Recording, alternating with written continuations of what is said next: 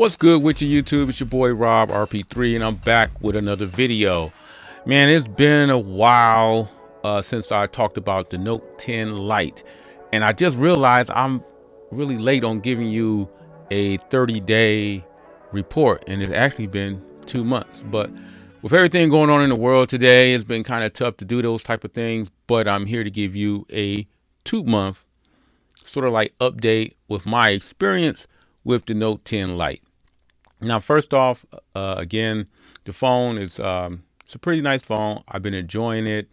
Pretty much a lot of the things that I said in my previous video about it still stands today. Some of the things that I do like to add, though, from using the Note 10 Lite is that the phone, the S Pen experience has actually been better than the S Pen experience on the my other Note 10 Plus. And the reason why I kind of bring that up is actually the actual writing surface is way better in my opinion. I don't have a tempered glass on the Note 10 Lite, but tempered glass screen protector on a lot of these mid-tier phones tend to actually hinder the fingerprint sensor. So I've been pretty much rocking it without any type of protection on the top of it, of the display. But for the most part, I haven't damaged or scratched it. I'm pretty thorough on how I take care of my phones, and I kind of go out of my way to make sure that if I'm putting my phones in my pockets, it's a pocket that don't have keys or change in it. So I'm very conscious of how I take care of my phones and you know, and where I'm holding them at on my person. Now right here, I have the Note 10 Plus and the 10 Lite.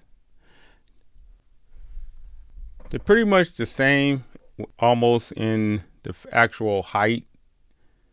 The 10 Plus is a little wider, and for the most part, the displays are. I have this one on 1080. I gotta put it back on 2K, but there's no comparing. The display on this phone is way better. But if you notice, take note of the build of the phones, how square the Note 10 Plus is in comparison to the Lite. The Lite have a more rounded build. Now I do find the Note 10 Plus more comfortable because it is a thinner phone in comparison to the Note 10 Lite. So from that experience, this phone wins all day.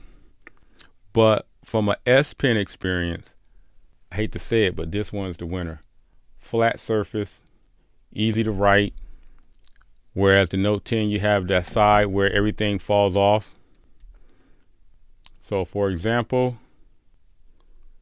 if you were trying to do a screen capture or some type of smart select, and if I was going across and I want to get all the way over to the edge, you know, every now and then you can lose that picture you're trying to catch because of the edge and it falls off.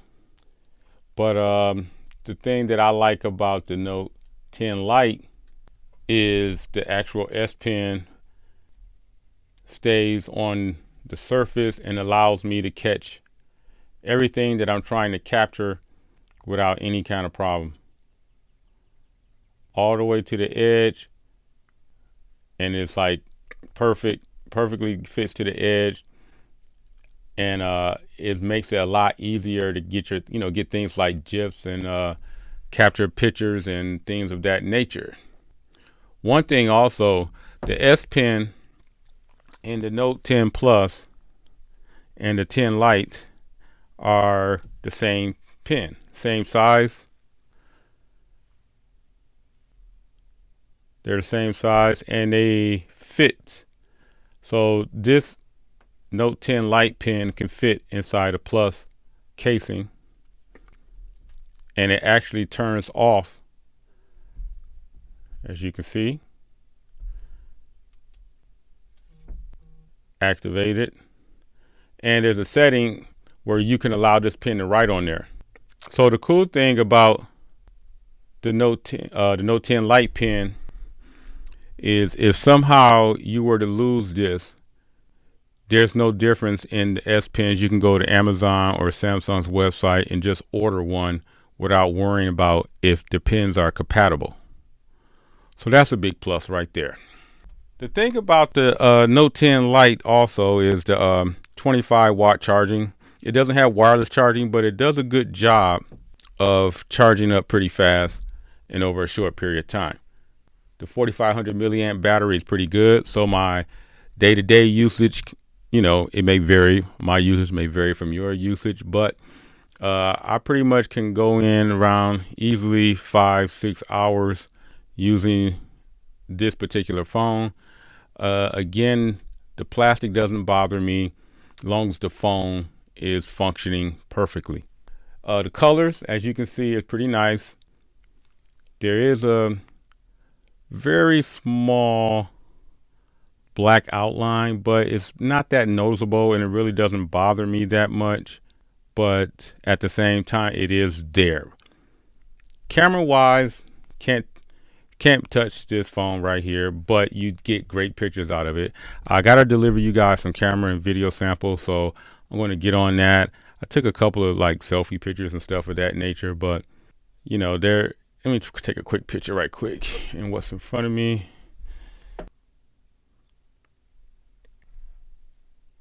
So in general, the pictures are pretty decent. The light is a little harsh on this. Let me take one with the Note 10 Plus and check it out in comparison really quick. But you can see the details. Colors are way more richer. Nice. Just a little bit blown out, but the colors are still there.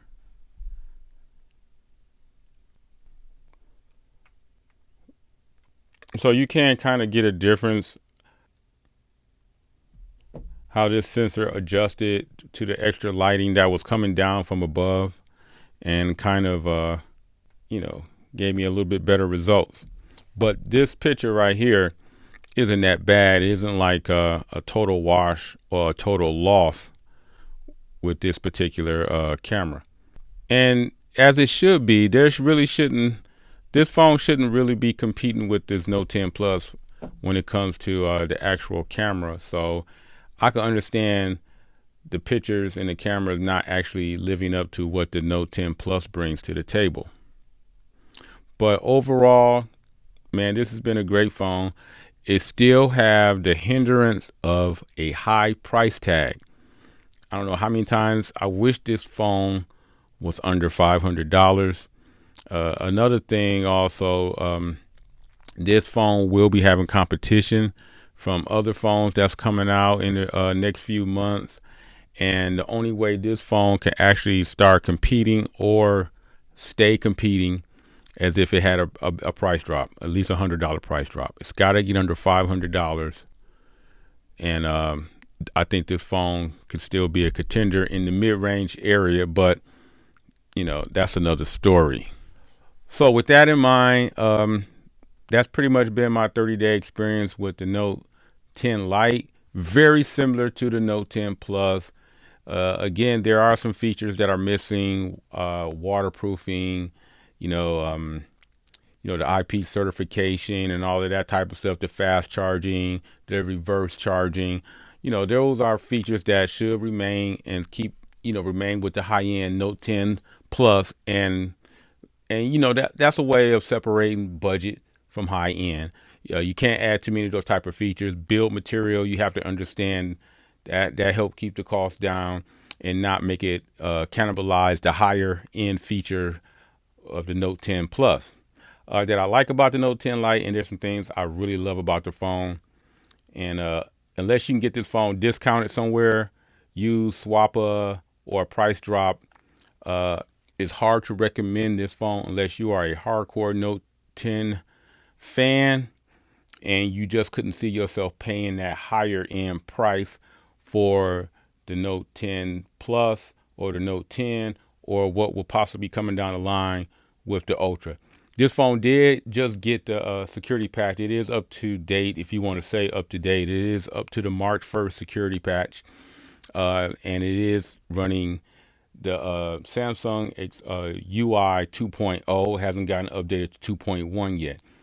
And I'm expecting the Note 10 Plus to get updated to the 2.1 any day now, because the rollout has started in the US. So I'm looking forward to that. And maybe I can bring that back to you guys and let you know how it's been treating me with the new update.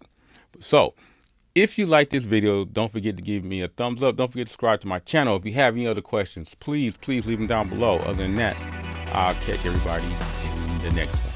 I'm out.